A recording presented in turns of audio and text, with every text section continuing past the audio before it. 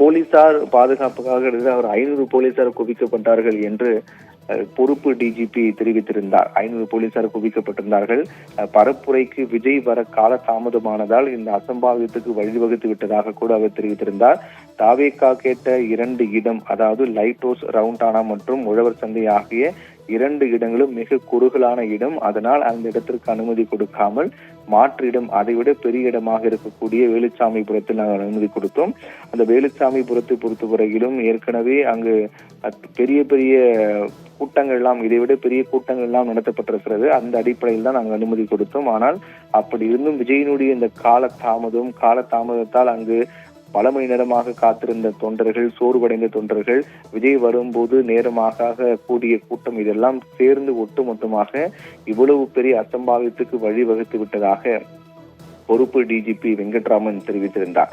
இந்த அடிப்படையில் நாம் பார்க்கும்போது ஒரு மிகப்பெரிய சோகத்தை இது ஏற்படுத்தியிருக்கிறது.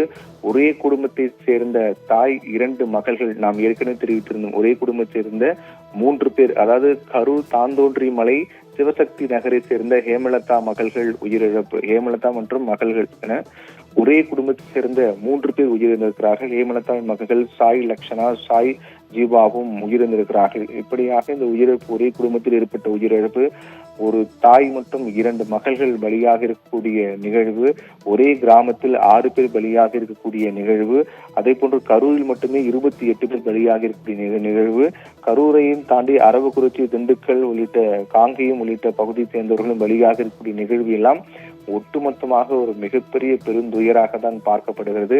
கிட்டத்தட்ட 10 குழந்தைகள் என்பது ஒரு சாதாரண வார்த்தையாக, செய்தியாக கடந்து போக முடியவில்லை, மனம் கேட்கவில்லை.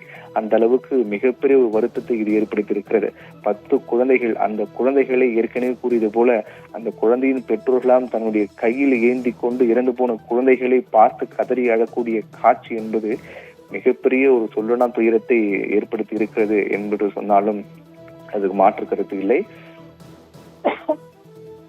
இந்நிலையில் தான் தொடர்ச்சியாக 10,000 பேர் வருவார்கள் என்று தாவேகா தரப்பில் சொல்லப்பட்ட நிலையில் 27,000 பேர் அங்கு கூடியிருக்கிறார்கள். இது மிகப்பெரிய ஒரு அசம்பாவிதத்துக்கு வழிவகுத்தது மிக முக்கிய காரணமாக தான் பார்க்கப்படுகிறது.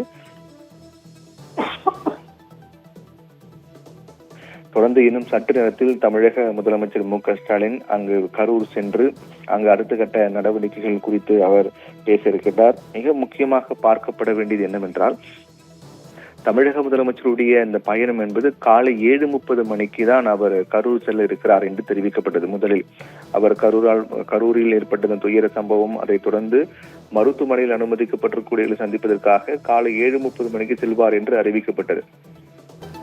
அவர் கரூர் சென்று அங்கு பாதிக்கப்பட்டிருக்கூடிய மக்களை சந்திக்க இருக்கின்றார்.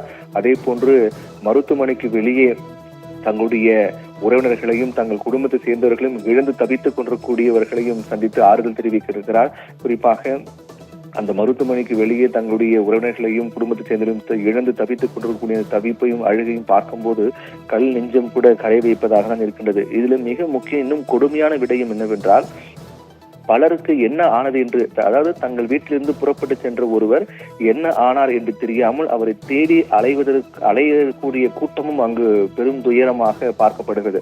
எங்கள் வீட்டிலிருந்து என்னுடைய மகன் புறப்பட்டு சென்றார், என்னுடைய தம்பி புறப்பட்டு சென்றார், என்னுடைய அண்ணன் புறப்பட்டு சென்றார், என்னுடைய கணவர் புறப்பட்டு சென்றார், என்ன ஆனது என்று தெரியவில்லையே, எங்க இருக்கிறார் என்று தெரியவில்லை என ஒவ்வொரு மருத்துவமனையும் ஒவ்வொரு இடத்தையும் தேடி அலையக்கூடிய காட்சியும் மிகப்பெரிய ஒரு அதிர்ச்சி ஏற்படுத்தியிருக்கிறது. அதற்கு பிறகு தங்கள் வீட்டிலிருந்து சேர்ந்த தன்னுடைய மகன் அங்கு பிணமாக இருக்கின்றான் என்பதை பார்த்து அழக்கூடிய அந்த தாயின் அழுகை, அதே போன்று தன்னுடைய கணவர் பிணமாக இருக்கிறார் என்று பார்த்து அழக்கூடிய அந்த மனைவியின் அழுகை, தன்னுடைய நண்பர் பிணமாக இருக்கிறார் என்று பார்த்து அழக்கூடிய நண்பரின் அழுகை, தன்னுடைய சகோதரன் தன்னுடைய சகோதரி பிணமாக இருக்கிறார் என்று பார்த்து அழக்கூடிய அந்த உறவுகளுடைய அழுகை என்பது, இது ஏன் இப்படிப்பட்ட ஒரு நிகழ்வு, இதுக்கு என்ன காரணம், ஏன் இப்படி நடந்தது என்றெல்லாம் பல கேள்விகளையும் பல கோபத்தையும் உண்டாக்கக்கூடியதாக தான் பார்க்கப்படுகிறது. ஏனென்றால் ஒரு நடிகராக இருக்கக்கூடிய ஒருவர் அரசியல் கட்சி தொடங்கியிருக்கிறார் என்றால் பொதுவாக நடிகராக இருக்கும் போதே அவரை பார்ப்பதற்கு பல பேர் ஆசைப்படுவார்கள், அவரிடம் சென்று புகைப்படம் எடுக்க ஆசைப்படுவார்கள். இதெல்லாம் சாதாரணமாக நடக்கக்கூடிய ஒன்றுதான். ஆனால்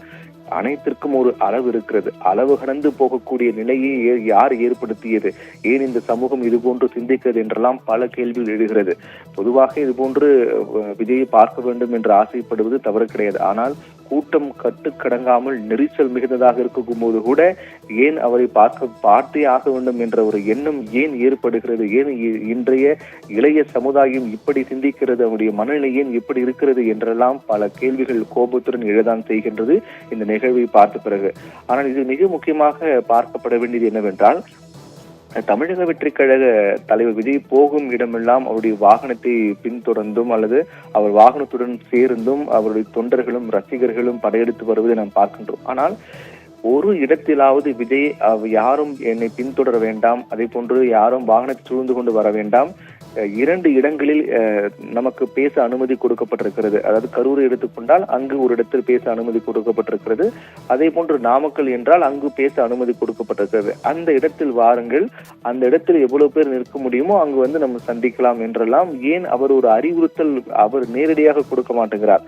தமிழக வெற்றிக் கழக தரப்பில் எக்ஸ் தளத்தில் ஒரு பதிவு ஒன்று வெளியிடுகிறார்கள் ஒவ்வொரு முறையும். இது போன்ற நிபந்தனைகளை பின்பற்றுங்கள், யாரும் பின்தொடர வேண்டாம், கூட்டம் சேர வேண்டாம், காவல்துறையினுடைய நிபந்தனைகளை மதியுங்கள் என்றெல்லாம் ஒரு அறிக்கையாக எழுத்துப்படியில் வெளியிட்டிருக்கிறார்கள். ஆனால் அதையும் தாண்டி அது ரசிகர்கள் மத்தியிலும் தொண்டர்கள் மத்தியிலும் தாக்கத்தை ஏற்படுத்துகிறதா என்றெல்லாம் துளி அளவு கூட ஏற்படுத்தவில்லை. அந்த அறிக்கை வெளியிடுவதே தேவையில்லாத ஒன்றாக தான் பார்க்கப்படுது. என்றால் அந்த அறிக்கையை தொண்டர்கள் பின்பற்றி இருந்தால் கூட இந்த அசம்பாவிதம் என்பது ஏற்பட்டிருக்காது. அதனால் தாவேகா தரப்பில் வெளியிடப்பட்ட அந்த அறிக்கை அந்த அறிவுறுத்தல் தொடர்பான அறிக்கை என்பது முழுக்க முழுக்க வீண் தேவையில்லாத ஒன்றாக தான் இருக்கின்றது. அப்படி இருக்கும்போது எது தேவை என்றால், விஜய் நேரடியாக பேச வேண்டும். அதாவது விஜய் அந்த பிரச்சார வாகனத்தில் வந்து கொண்டிருக்கும் போது கூட்ட நெரிசல் அதிகமாக இருக்கிறது, அந்த வாகனத்தில் சூழ்ந்து கொண்டிருக்கிறார்கள், உரிய நேரத்தில் போக முடியவில்லை என்றால் உடனடியாக ஒரு மைக்கை பிடித்து யாரும் பின்தொடர வேண்டாம், நேரம் நமக்கு குறைவாக இருக்கிறது, உரிய நேரத்தில் நம்ம செல்ல வேண்டும், அப்படி இல்லைனால் பல மணி நேரமாக அங்கு மக்கள் காத்து கொண்டிருக்கிறார்கள், அவர்களை சந்திக்க வேண்டும், இல்லை என்றால் அவர்கள் சோர்வடைந்து விடுவார்கள், அதனால் யாரும் பின்தொடர வேண்டாம் என்று ஒரு வார்த்தை விஜய் சொன்னால் உடனடியாக நிச்சயமாக தொண்டர்களும் ரசிகர்களும் கேட்பார்கள் என்பது மாற்று கருத்தில்லை.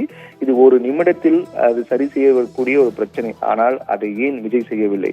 ஒருவேளை அவருடைய பேருந்து செல்ல முடியாத அளவுக்கு தொண்டர்களும் ரசிகர்களும் புடை சூழ்ந்து வருவதை விஜய் ரசிக்கிறாரா? விஜய் அதை ஏற்றுக்கொள்கிறாரா? விஜய் அதை ரசிப்பதற்காக அமைதியாக இருக்கிறாரா என்ற ஒரு கேள்வி எழுகிறது. அப்படி அவர் அதை ரசிக்கவில்லை, அவருக்கு மக்கள் தான் முக்கியம் என்றால் அவர் அந்த மைக்கை பிடித்து ஒரு வார்த்தை சொல்லிவிடலாம், யாரும் பின்தொடர வேண்டாம், யாரும் வாகனத்துக்கு முன்னாலும் செல்ல வேண்டாம், இடையூறு ஏற்படுத்த வேண்டாம், அவரோடு ஒதுங்கி நில்லுங்கள், நம்ம எங்கு பேச வேண்டும் என்று இடம் கொடுக்கப்பட்டிருக்கிறதோ அந்த உரிய நேரத்தில் போய் பேச வேண்டும், அதற்கு ஒத்துழைங்கள் என்று ஒரு வார்த்தை சொல்லியிருந்தால் அனைவரும் விலகி சென்றிருப்பார்கள். ஆனால் விஜய் அப்படி இதுவரையிலும் அவர் கிட்டத்தட்ட 3வது வரையிலும் அவர் தெரிவிக்கவில்லை.